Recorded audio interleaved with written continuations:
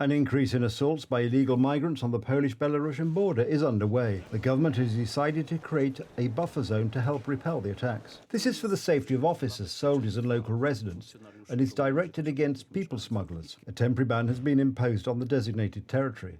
It generally applies 200 metres from the borderline, except in the area of nature reserves where the distance is 2 kilometres. Is this zone needed? Yes. But here you need a very serious attitude and coordination of activities. At the moment, the Ministry of Defence is inconsistent. The problem is that Donald Tusk's government keeps sending contradictory signals.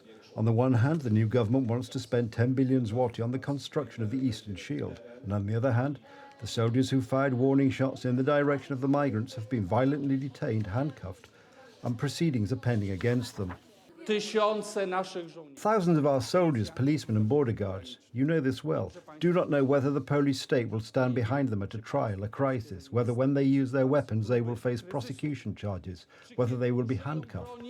When the Law and Justice government imposed a state of emergency in the eastern provinces in 2021 to better defend Poland against Russian hybrid warfare, the then opposition was against it. We have a state of emergency, but in the sense that it is a state of exceptional incompetence, weakness and lack of state efficiency.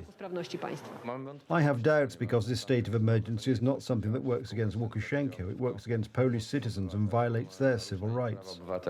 What's more, civic coalition politicians have bought into Russian propaganda by insulting Polish uniformed officers and urging them to let in illegal migrants. May I ask you to identify yourself? Can you hear me? Maybe I will come closer and record you closer. I will scan your face and maybe you can be found. Today, they say it was a joke.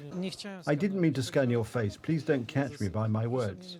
Did you say you would scan faces or not? Just like now on the phone.